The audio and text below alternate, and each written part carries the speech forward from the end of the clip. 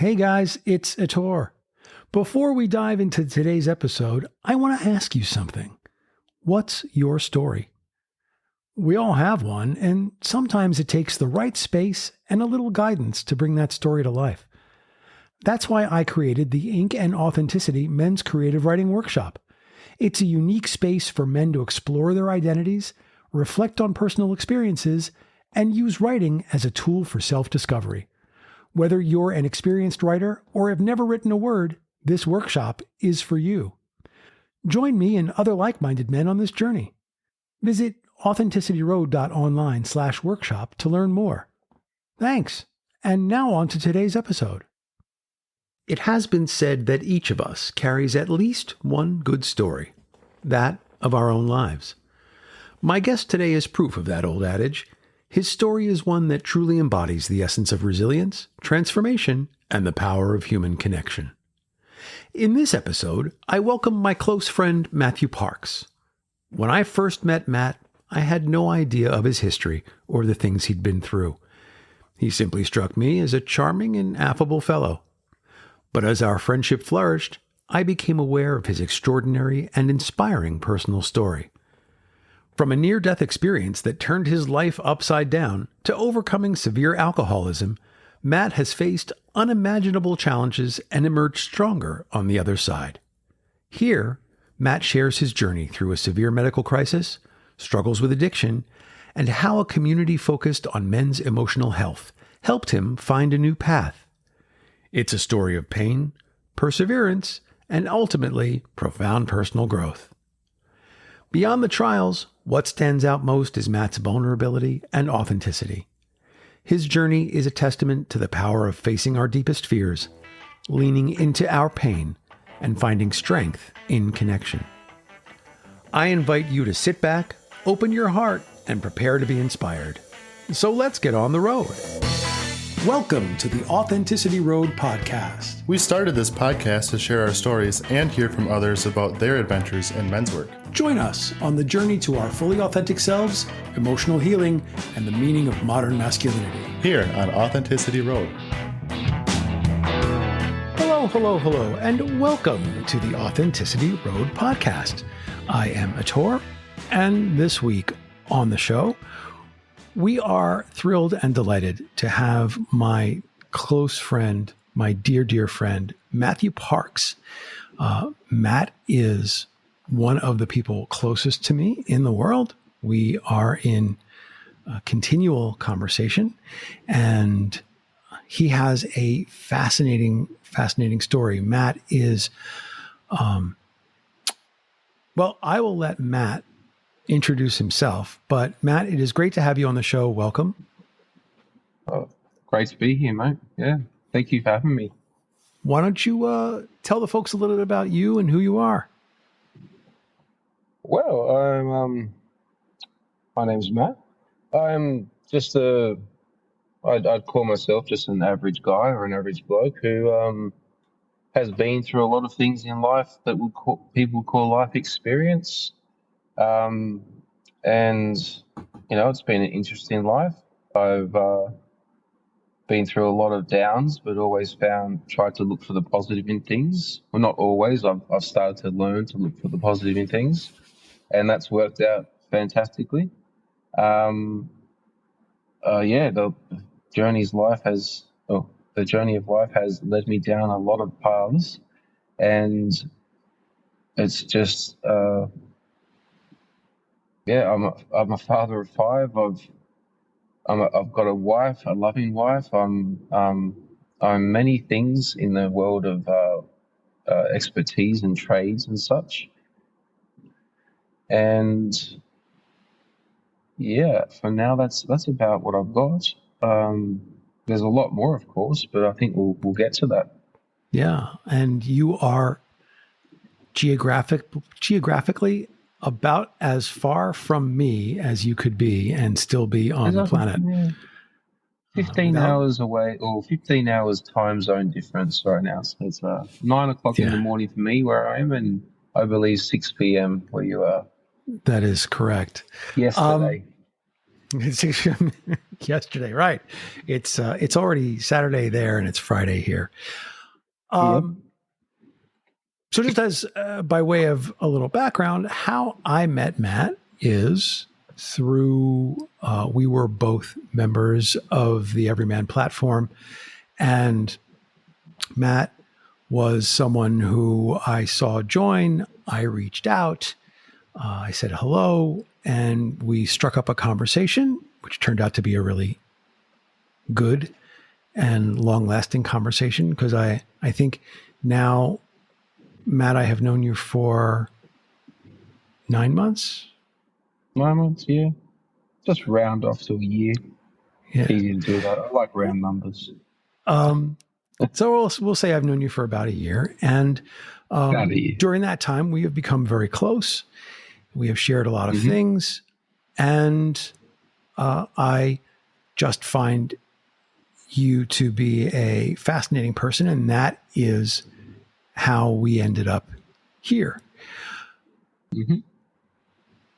So the first question I would have for you, Matt, is, since this show is focused on men's work, is how did you find your way to the world of men's work? That is a great question. I'll say that I never knew anything of men's work. I'd never thought about it, heard about it, anything. I was going through a very rough part of life, and I needed just something to pick me up. Like, I was in darkness and I needed some light shone upon me. That came in the form of, I had a Fitbit watch that my wife and children had given me for my birthday, and I wasn't really using it. I was still recovering from a near-death experience, and I just didn't want to do anything. Like, life just sucked. I call it a crap bag, but a colonoscopy bag attached to my stomach. I didn't want to do anything. I was still learning to walk again. Hence why they got me the Fitbit, trying to sort of encourage me to go walk about. So with that, the Fitbit came with a premium membership, and in that membership it had some walking meditations. And one day I looked at it and scrolled through, and I saw a walking meditation, and I just thought, why, it might get me out there. I put on headphones.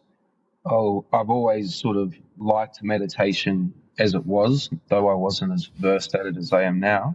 And so I put on I hit play, and the person on the line said, let's take a moment to step outside. So let's put on our shoes. And so I thought, shoes. I pushed pause, put my shoes on, went outside, hit play again. And the person on the line was a gentleman named Caesar Barajas. Pronounced that really wrong there, which I apologize for. But Caesar is a man that you know too. He's from men's work as well. But I began listening to those walking meditations, and it went from just that 20-minute walking meditation to I was walking every single day, to walking about 10 kilometers a day, which is about 8 freedom miles, aka miles. Or 6 or so. But I reached out to Caesar to say, look, thank you for getting me out of this, for shining a bit of light on my darkness. And I wasn't expecting a reply, and he replied back, thank you for reaching out. I always love hearing that I've helped someone. And we struck up a conversation similar to how you described you and I striking up a conversation. And about a year-ish, 9-month equivalent year-ish passed, and we were chatting, and then he just said, look, you should really look at this. He sent me a link to this thing called Everyman. And I decided to have a look at it. There was one for Australasia, which was 9 p.m. my time. It was called a drop-in group, a dig. I went to it, and I didn't hate it. I liked it. I liked the people there, and I thought it was a weekly thing. So I thought, oh, I'll go to the next one, and I did, and that continued onwards to the point where, fast forward a year later, I now am a rotating leader, of a facilitator leader of that dig. There's 4 of us who take turns on a monthly basis to lead that dig, which is free for anyone on a Tuesday, 9 p.m. Australian time. If you look up on the Everyman platform, you'd be able to join,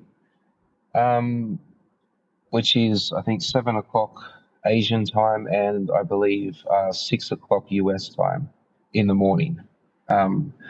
So, yeah, that's how I got into men's work, through being in a place of a really bad spot, reaching out to someone who reached back to me, discourse with them, and them saying, you should try some men's work. And I did, and I have benefited more than I can say from it.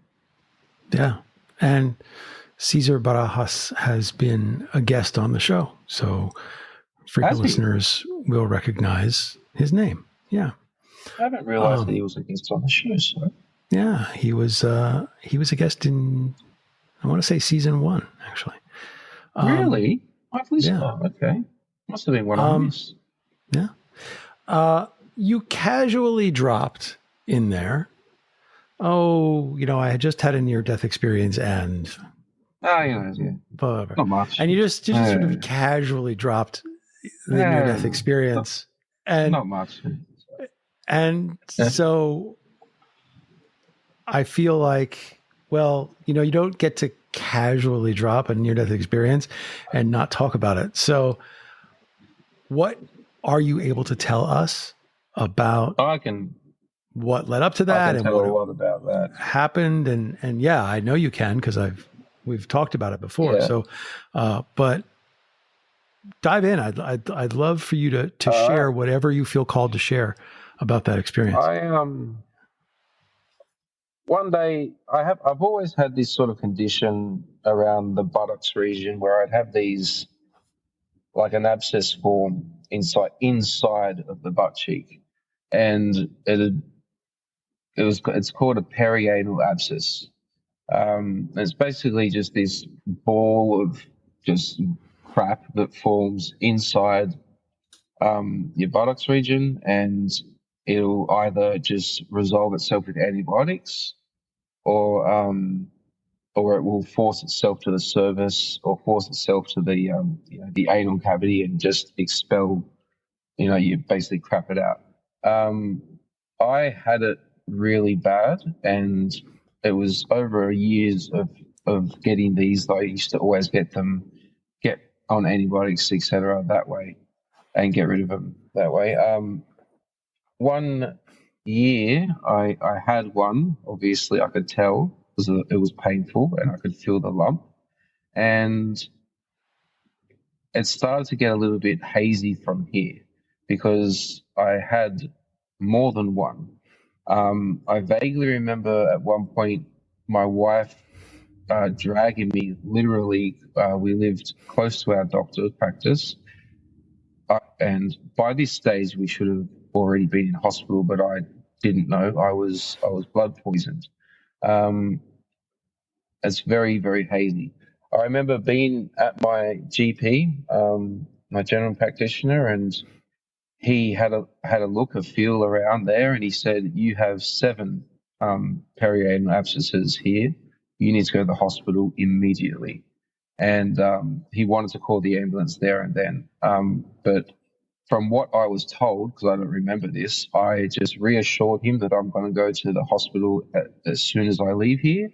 Can you just give me some antibiotics so I can begin the course straight away? So he did so, and he trusted that I was going to go to the hospital. I just got the antibiotics and then went home and took them and didn't go to the hospital. A week passed from there, to which I do not remember any of. But apparently I was awake, and I was talking, I was communicating. I even had my mother visiting from Sydney. She was there and still couldn't tell that there was something very amiss with me. So I was just getting worse and worse, getting more blood poison, septicemia, sepsis, which is a silent killer. I just like to say, anyone, if you feel certain symptoms, septicemia is a silent killer. It'll be too late before um, you've taken action. You can die from it. It's a very, very, very uh, what's the word? Just evil. I'd say just an evil thing. It just sneaks up, and before you know it, it's too late, and your blood is too poisoned, and there's no going back. You're going to die. So it's just aggressive and sudden, and yeah. Yeah. So there was a week went by. I didn't remember a thing, and apparently from their point of view, I was normal, but I was in pain. I then got a phone call from my father, who talked to me. His side of this was, I talked to you for 30 seconds, said, put Nikki back on. Nikki's my wife. And he said, call an ambulance right now, or I'm calling one. That's not Matt. Matt is not there right now. He needs to be in the hospital right now. And that made her call the ambulance. The ambulance came and got me. They took me to emergency, and the next thing I remember, I had woken up 2 weeks later from an induced coma. I had been told that I had 7 operations in that 2-week period. I was in intensive care. Whilst under, they were going to take both my testicles. They were going to take part of my liver. They were going to take my kidneys. Just a lot of things. It was really bad. I was given a 20% chance of survival. And my mother, who was the one that they were asking, can we do this, like for consent on certain things. When they asked to take my testicles, she said no. And she said, no, he'll get better. And she said no to a lot of things that they wanted to take, like my kidneys as well, because I would have been on dialysis right as we speak, I'd need to be on the machine. They wanted to take my kidneys. She said no. She just affirmed that I would be okay, that I would get better.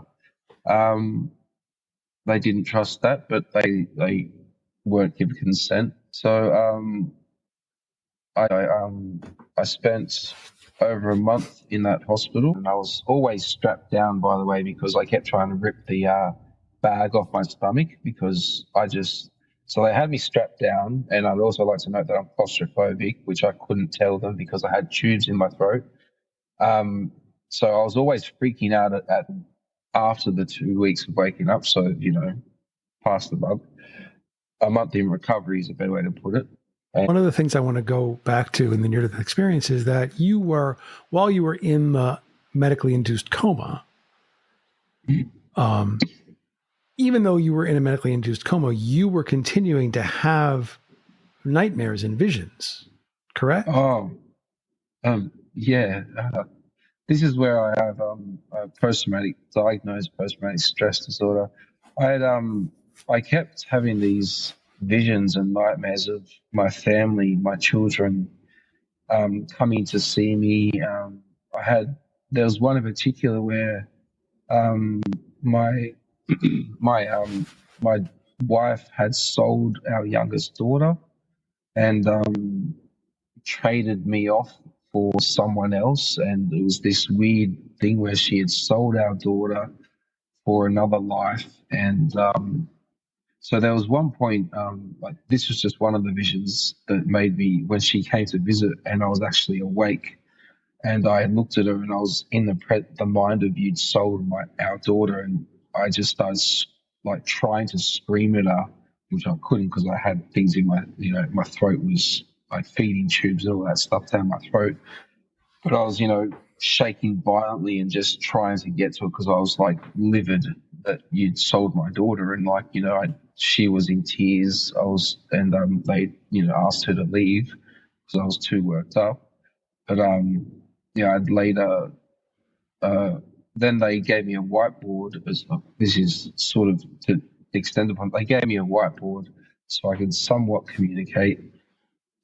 And there were lots of moments where all I'd used the whiteboard to do was to write sorry, because I'd remember that I'd had a vision, I'd done something like what I just described, and I was sorry. And they just kept telling me that all I'd used the whiteboard to do was to say sorry, and I just continuously write sorry, sorry, sorry on the whiteboard, and that's all I ever used the whiteboard for, was to say sorry. But yeah, these visions, mate, when you have 7 operations like very close together, and the drugs they've got to put you on to put you under for the operations, it really fucks with your head. There were visions where I was abducted by aliens, where the aliens needed me to open my eyes, and if I opened my eyes, it was like just a death ray, and like everything I looked at would die. And that was another occasion where they made me look at my daughters and my children, and I killed them by looking at them. So there was this is just the tip of the iceberg of the visions and the traumatic experiences that I went through while in that induced coma, where it was just in and out of consciousness. I kind of wish they had just left me completely out of it the whole time, but they were trying to get me, to be awake to see if I was, coherent, I guess, or not brain dead, or just something. But and it sounds it sounds hellish. I mean, it sounds like a version of hell. It was, yes. And all the time I was strapped down and hated that. Yeah. I'm sure. But you can't escape your mind, right? You can't escape your brain, because no matter where you go, it's there with you. And so these things that seem real must 100% real. And it must be just enormous torment to have this stuff with you that you can't get rid of, because you can't wake up from it. No, because I'm awake. Yeah, because you are awake and having these visions. So you got out of the hospital, and I would imagine that you are at one of the lowest points of your life. Stay with us. We'll be right back. Hey guys, it's Ator again. Sorry to interrupt the show, but I want to tell you about something I'm really excited about. If you've been listening for a while, you know how important it is to take time for self-reflection and growth. That's exactly why I've created the Ink and Authenticity Men's Creative Writing Workshop. This is a 6-session online workshop designed specifically for men. Whether you're looking to explore your identity, challenge societal expectations, or simply find a creative outlet to process your life, this workshop gives you the space to do that. It's not about being a professional writer. It's about telling your story, digging deep, and connecting with others on the same journey. Each session is filled with prompts and discussions that will help you understand yourself better, all in a supportive and open environment. So if you want a way to write, reflect, and share, join me for Ink and Authenticity. Just visit authenticityroad.online/workshop to learn more and register. Now let's get back to the show.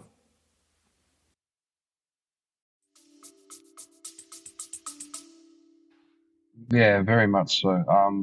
Whilst I was in hospital, we were renting a place, and my wife it was Christmas. It was when I got out of hospital. It was like I think it was the 19th of December, and they told me that I was going to be in hospital for Christmas, and I was like, the fuck I am. And they said, well, to get out of hospital before Christmas, you need to learn to manage your colostomy bag, because it's an ileostomy bag because it's reversible. A colostomy bag is irreversible.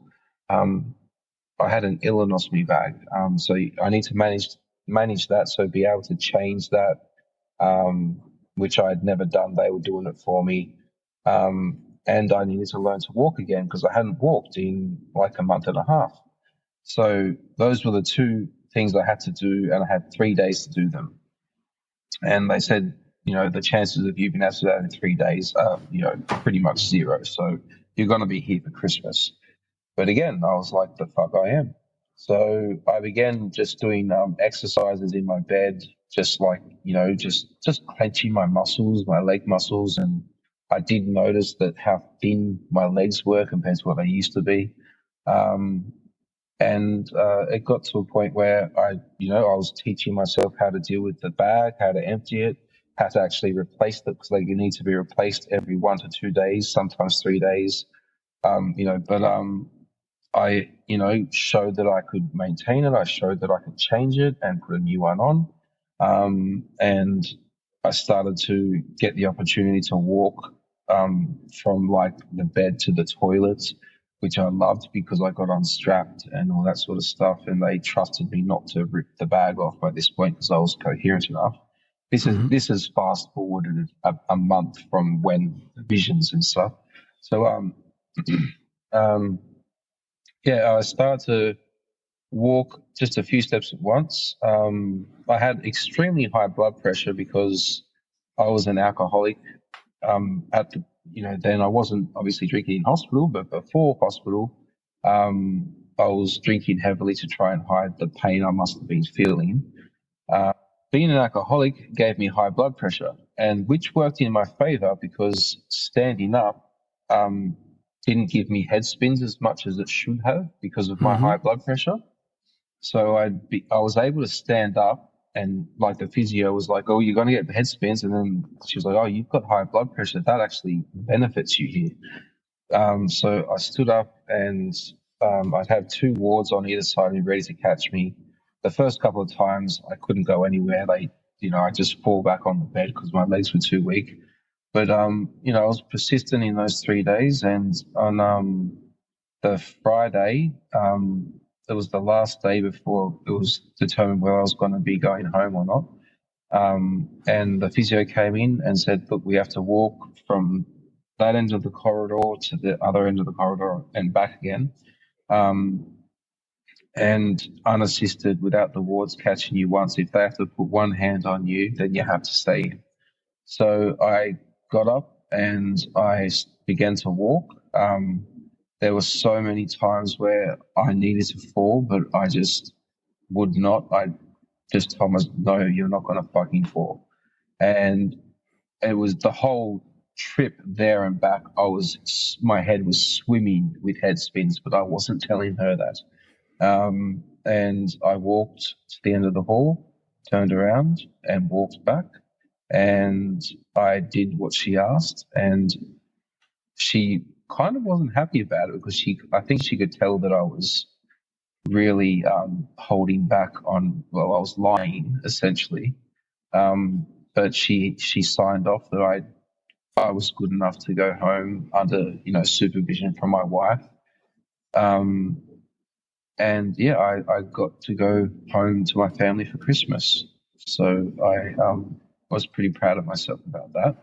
Yeah. So and now, then on top of all this, though, no, go on ahead. top of all this, what was happening? My wife had been keeping a secret, which was where we were renting. The owners had decided that they were going to move into their home, so we'd been asked to leave to vacate the premises, and we had to be out by the 6th of January. So I didn't know any of this. They didn't want to add that stress onto me. So when I got back to our place, it was like everything was like packed up, and we were all the beds were just in the lounge room area, and I still had an IV thing and a vac. It's called a vac. It was just this thing that was attached to my injury, which was just constantly sucking all the like blood and other stuff out of the wound, which was all bandaged up. And it was going into this machine that I had to carry around with me at all times. So I had that. But despite all that, it was probably one of the best Christmases I've had because I proved them wrong. which was just very satisfying. And I got to spend Christmas with my family, my kids, and my wife. And it was, even though it was stressful to know that we were going to be homeless soon. But yeah, the whole time I was in hospital, my wife had been trying to look for a place, and it just wasn't working out because of several reasons. Majority of people don't really like to rent to people that have 5 children because, they hear 5 children and they picture a mess. So, despite we had a very good record with our rental history, we weren't getting any bites there. That was my near-death experience in as little as I can give it. There's a lot more to it, but that's that was it. Yeah. Well, the and on top of all that I was going to add, I didn't know about the losing the rental. On top of all that I was going to add was the fact that you have a degenerative bone disease. Oh, yeah. That keeps you in constant pain, constant throbbing pain in your bones. Yeah, my left side is it's fiber dysplasia, which is usually just very small bones usually have fiber dysplasia, but I have it in my complete left forearm, my right biceps, my left shoulder blade, and numerous other places because I had a full bone scan where they injected dye into me, all that sort of stuff. Because at first they just thought it was my left forearm, but then when they did that, they found out it was in a lot of places. So it's this degenerative bone disease that's just never going to heal. Essentially, just picture my bone as the consistency of cork. So if I fall and put out my left arm, it'll break. I've broken that arm so many times I can't count. So the bone disease I'm on, I take painkillers daily for it to just keep going, and not be in constant pain. Though I do manage my pain a lot better these days using other holistic practices like breath work, meditation, and things like that, which would bring me to the work of men's work, where I start to get a lot more serious about those things, the more holistic approach, and letting your emotions out instead of holding them in. Well, before we get there, the practice. Before we get to that point of the story, I want to touch on the fact that despite the perianal abscess and the bone disease and the nightmare and the coma and near-death experience and all of that, prior to all of that, you were no angel. So it's not like we can say, look at this poor guy. No. What a victim. No. Prior to all of this, you were a pretty major alcoholic. You were not a great husband and father. No. Tell me about those days. Tell me about the dark times before you got sick. Okay. I like to think of it. Well, I don't like to think of it, but the way I see it is, I was just always trying. I've always had depression and anxiety since a very early age. I think the alcoholism is a few things. I grew up. My father has always been an alcoholic. Drugs have always been a part of my life, from my brother to my father. My brother's was on very heavy drugs, like needles and stuff.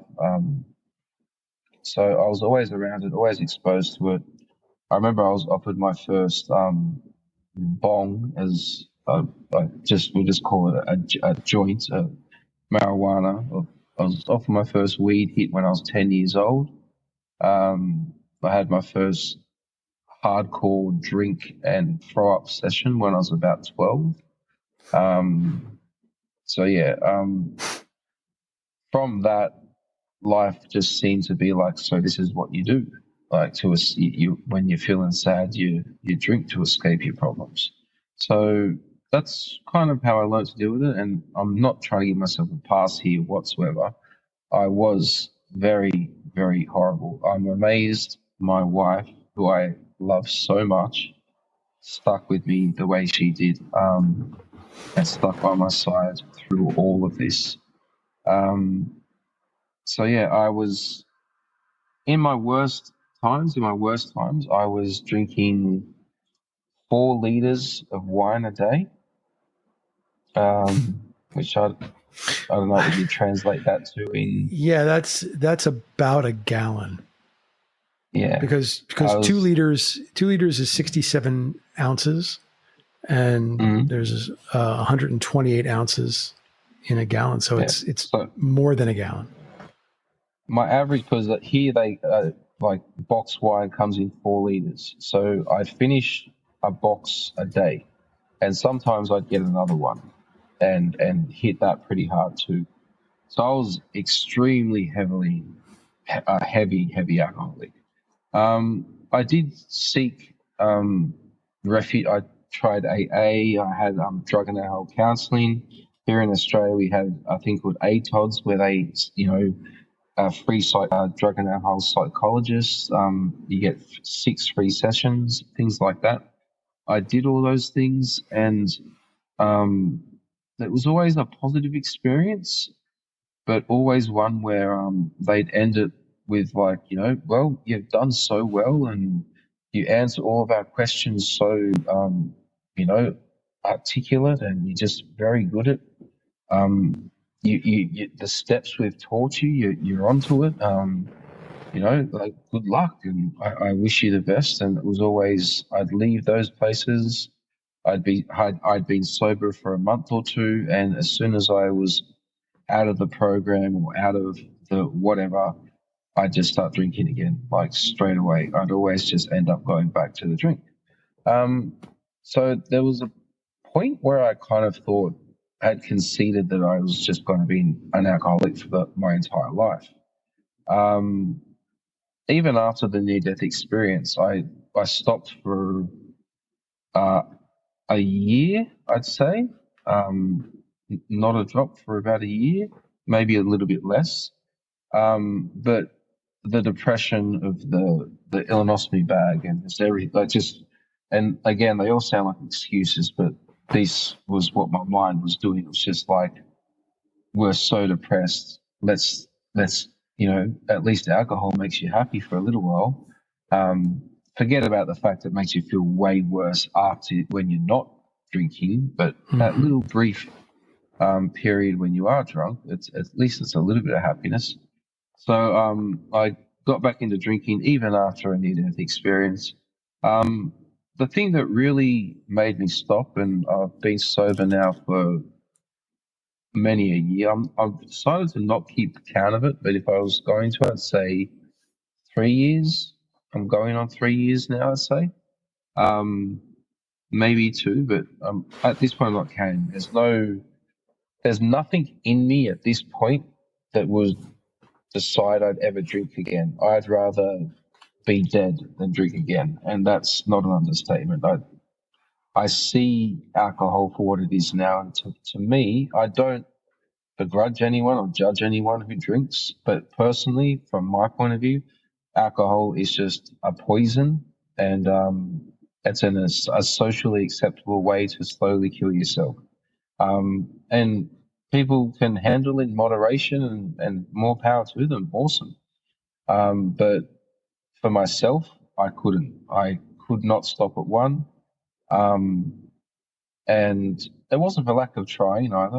I did try, but it would just never work. I'd be like, I'll just buy one beer, and I bought one beer, and as soon as that one beer was in me, it'd be like going back to the bottle because here, you can't just get it from supermarkets. There's separate shops called bottle-os that are always next to supermarkets. But yeah, I'd always just end up, that one drink would always just be the first of many to come.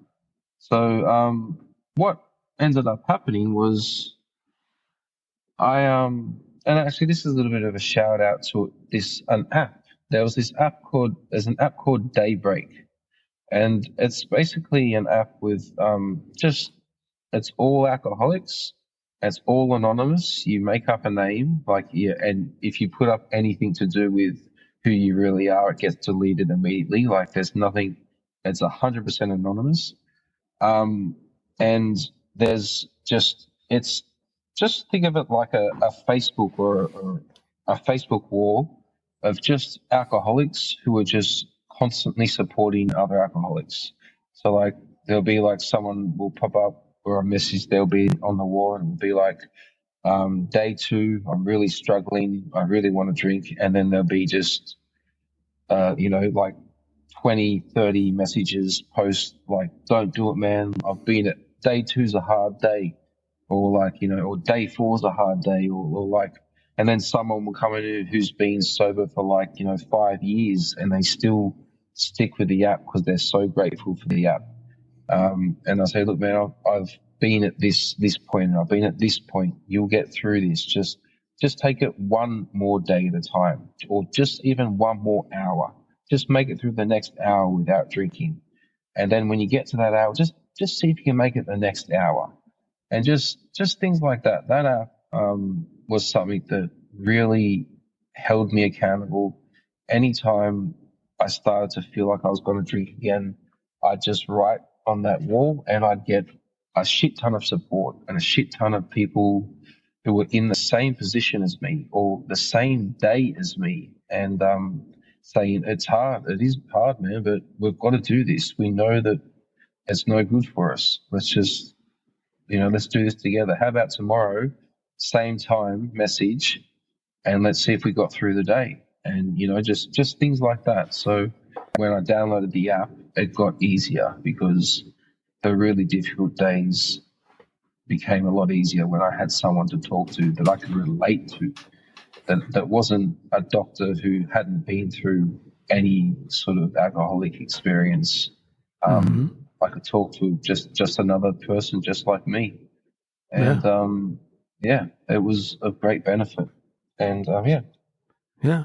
So you made it through the other side of the health issue. You stopped drinking for a couple years. You discovered the walking meditation. Yep. That opened the door to doing men's work. Yep. And tell me about that. Tell me about your experience of men's work and why is this different than other things that you've tried? Because it teaches men to take a step back before you react, to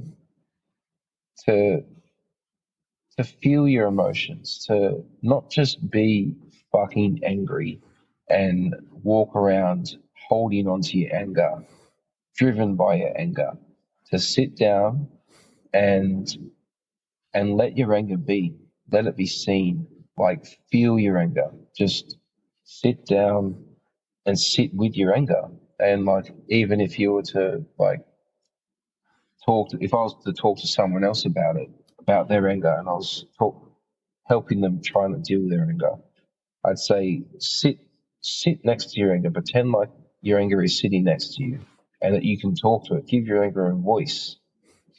And what does your anger want to say? And, what does it want to tell you? And like, just things like that. It gives it just this whole new dimension to look at things. It's just, I can't say enough good about it. I think every time I go to a meet, one of the main things we will always say is, I wish more men did this. Like, wouldn't the world be a better place if every man realized that their vulnerability wasn't a weakness, it was a superpower. To be vulnerable is to be strong. To have a fear and to lean into that fear and do it anyway is growth. It's just, these are things I've learned through doing men's work. And when you began this, you said we met because you introduced yourself. That was because on the platform of Everyman, I got in there and I introduced myself, and there wasn't really much activity going on. And you wrote to me personally and said, "Welcome to Everyman." You were kind of like the ambassador there. It felt like, and I was just like, "This is a nice bloke." And I was, just as you said, we struck up a conversation, and it just really felt right to be able to speak about my emotions and all these things that I'd always bottled up and never told anyone about or drank away. It felt just so right to talk about it to people, to another man who's experienced it, who's felt that anger or felt that fear or felt that shame or guilt or name the emotion, just felt it and not talked about it, not expressed it or not sat with it or not being able to get it out.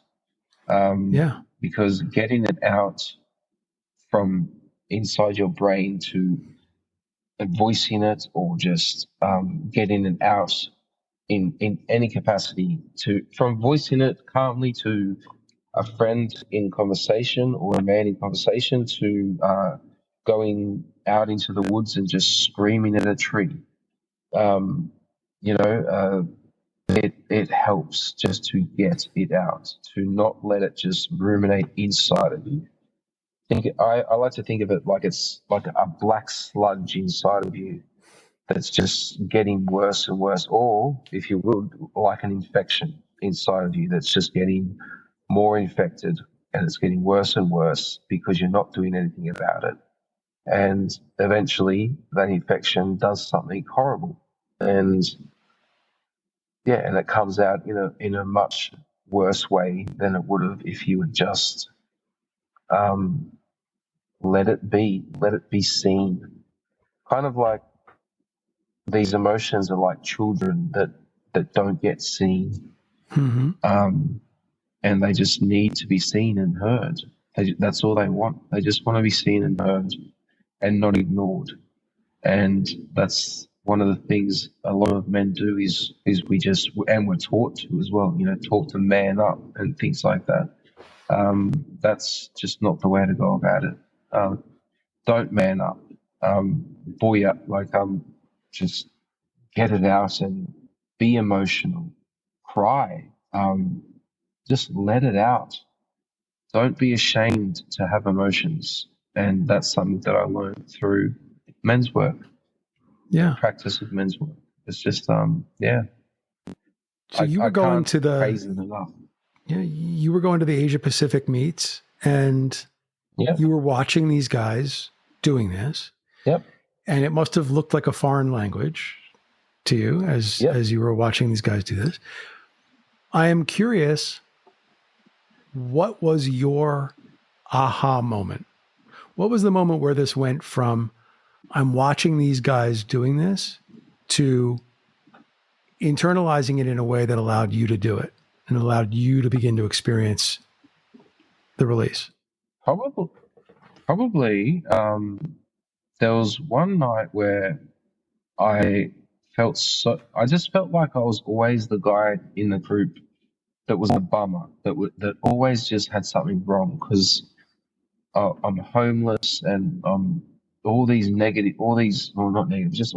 really bad things. And it's just, I always felt like I was a bummer, like I was a drag. And there was just one night in particular where I just really felt depressed and I just didn't want to bring that depressive energy to the group. And we had our little a WhatsApp group set up, and I thought I had the courtesy enough to let these guys know I'm not going to come today. and I just wrote, I won't be showing up today, guys. I'm just feeling too down. I don't want to bring it to the space. I don't want to bring this negativity, this sadness to the space.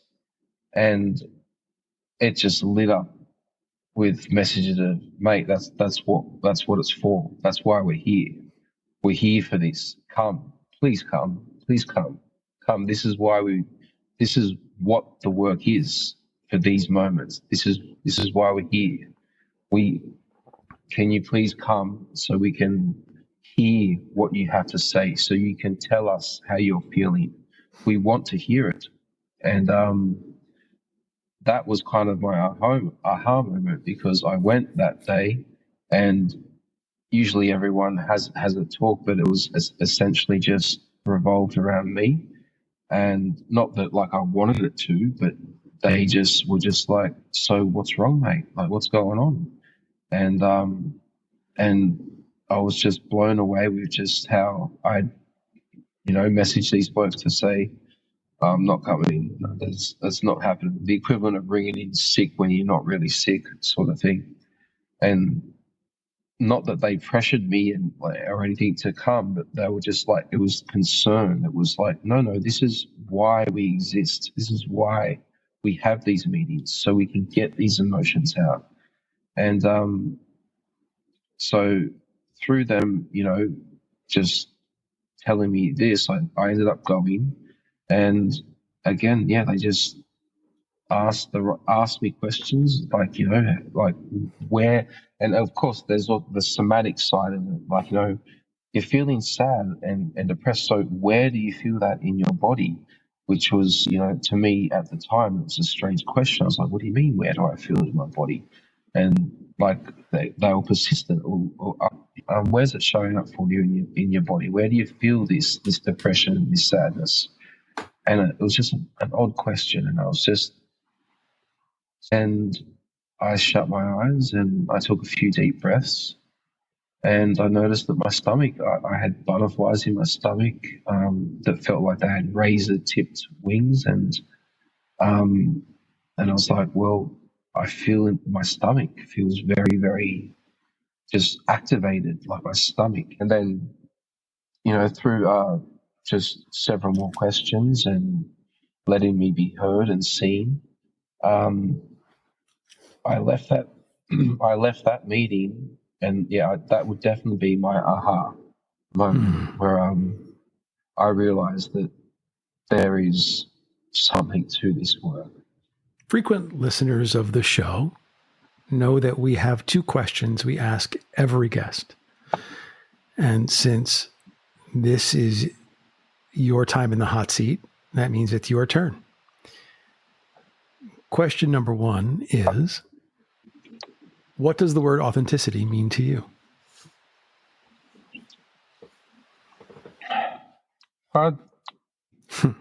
Authenticity is being your truest self.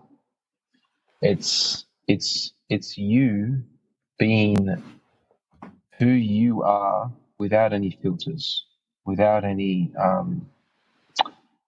I'm this but, or like I'm someone who likes to, but also, or like adding a qualifier or a modifier or a minimizer or a maximizer to something. Just saying who you are and what you believe, or just being yourself is authentic. Right now, how I've spoken, what I've done is an example of authenticity, of being nothing but truthful, and I've just spoke, my truth, and that is authenticity. Yeah, I like that definition.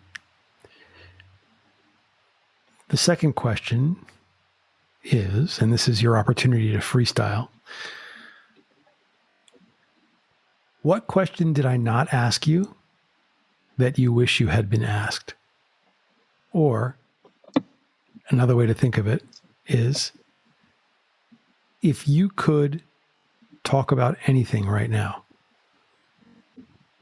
what would it be?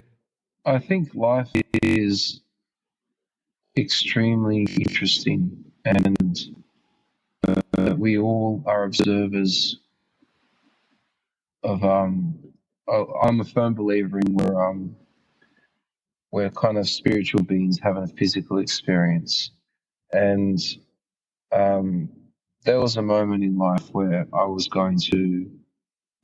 chef, and I was going to travel the world as a chef.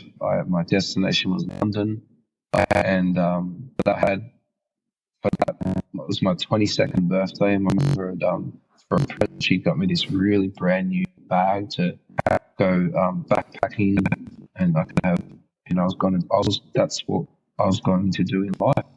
That was a turning point in life that I was going to do. And then I met Nikki, and instead of going overseas, I went to her, and I've been with her since. We're having our 20th anniversary in 5 days. It's our 20th anniversary together. So, yeah. But no, it'd be the different paths that the fact that one simple choice that we make in our lives can bring us to a completely different version of ourselves than we are now. Just every choice you make does something different, and it's huge. Even the small choices will make a huge difference to what your entire life can shape up to be. Yeah. If you had not needed to get up and walk, you would not have found the walking meditation. If you had not have needed the walking meditation, you would not have found Caesar. Had you not found Caesar, you would not have found the platform. And had you not found the platform, you would not have found me. Had you not found me, you would not be here tonight as a guest. Exactly. Yeah. Yeah.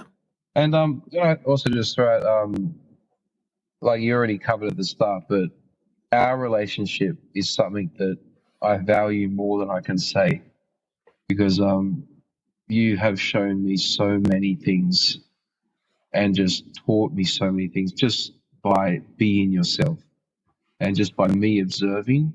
I've learned so much from you, and I count you as just a dear brother that I love dearly. So that I just want that said too. Well, thank you, and I would say all of those same things right back to you, and that's why we are always in conversation, even when we lose touch for a few days here and there, because life gets in the way.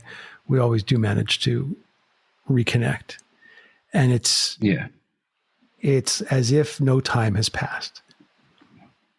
Yeah, never. That's it. Certainly is. So before I let you go, is there anything else that you need to say to feel complete about having been here on the show?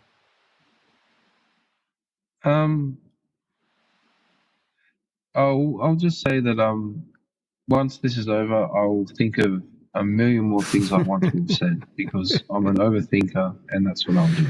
Yes, that's true. And as I said, I've got this list in front of me of all these things. If I fail to think of something to say that I could talk about, I don't think I've talked about one of those things. So this goes to show that even when you go unprepared, you're usually not going to use the stuff but it's still good to go unprepared.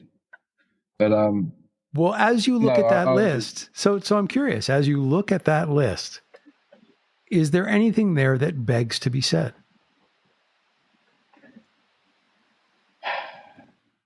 As I look at it, I'm just the one that's sticking out, and we've already covered it, is just new outlook, turned life around. It's just that's the words. Yeah, absolutely. All right, my friend. Well, I can tell by the clock on the wall that we have reached the end of our time together. And so I just want to express one more time my extreme gratitude for you being here. Thank you for taking time out of your Saturday, your day off with your kids, to be here, and for spanning the 15-hour time difference so that we could make this happen. And so just thank you for being here. Oh, thank you for having me, and likewise, thank you for making the time after work. Yeah. To make it happen. And so with that, it is time to throw the bags in the back of the jalopy and head back out onto the Authenticity Road. So on behalf of the show, I am Ator. And until we meet again, please be authentic. Goodbye. If you enjoyed this episode, be sure to subscribe so you're notified when a new episode is posted. Thanks so much for listening.